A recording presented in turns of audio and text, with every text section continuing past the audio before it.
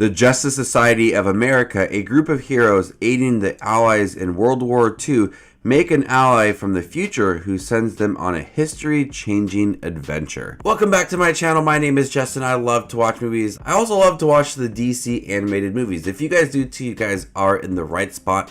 Make sure to hit that subscribe button down below and click that notification for more up-and-coming content. Justice Society of America World War II is a new DC animated film. I believe this is the 41st DC animated film. There's a lot of them. They pump these out a couple of times a year, and I always enjoy watching them. The movie centers around Wonder Woman, Aquaman, Black Canary, Hawkman, Steve Trevor, and the original Flash, Jay Garrick. Together, they form the Justice Society of America, similar to the Justice League. We see in the current timeline that the Flash is helping Superman, and he runs faster than he can imagine, and then is transported back to World War II in the middle of the Justice Society of America fighting off against the Nazis. So he has to make them believe that he is from the future and also help them out as well. The story goes a little further than that too. We're also introduced to the Atlanteans with Aquaman, and there's a story surrounding that as well.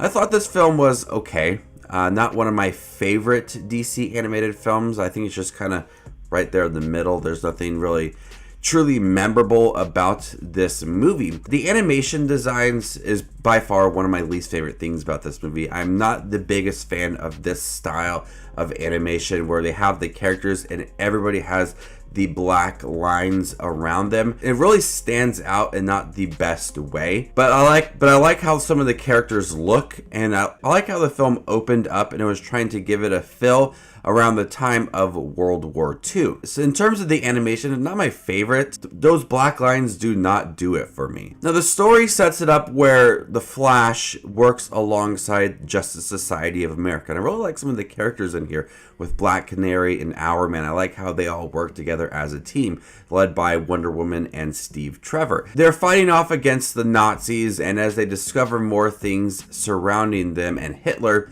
they discover the Atlanteans, and we discover Aquaman. I like the introduction of Aquaman in here. The problem with this is that it takes away from the moments of the Justice Society of America fighting off against the Nazis and Hitler.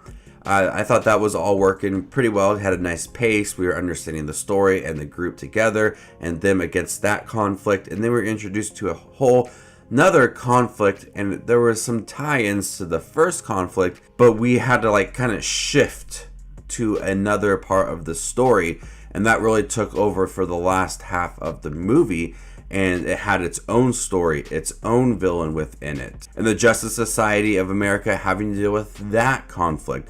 So we were getting used to this one conflict that was going on with Justice Society of America, and they're fighting up against the Nazis, and then they shifted almost to like a whole nother movie where they tried to introduce another character and another character for the Justice League. So they kind of were like setting up the Justice League and future members of the Justice League. While I didn't mind both stories with the Nazis and with the Atlanteans and Aquaman, I don't think they worked together. I think they've worked better separately.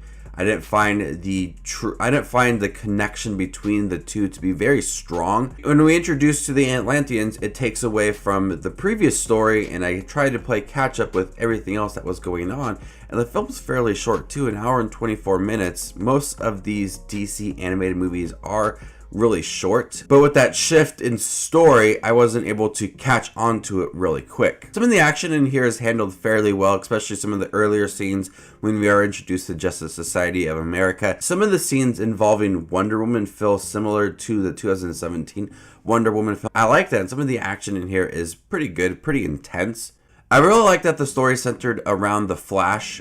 We had a setup for the Flash in the beginning of the movie, and his relationship with Iris West and how they're struggling to kind of move forward with the relationship. He's always working. She doesn't know where he stands, and then he goes to the past and learns things about himself and being part of a team and being there for each other, and that really impacts him as a character.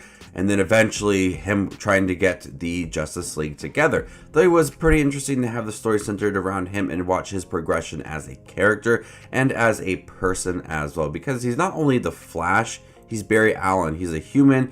He's trying to juggle relationships and his role as a superhero as well. I think they did a nice job touching on that throughout the film.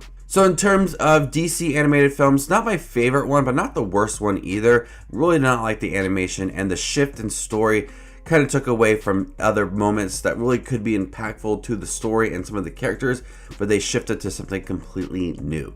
I'm going to go ahead and give Justice Society of America World War II a B-. Thank you guys for checking my review for Justice Society of America World War II. Next month, we got a review for The Long Halloween, the new DC animated film centered around Batman. So stick around for that. My name is Just to Watch His Movies, and you guys stay classy, YouTube.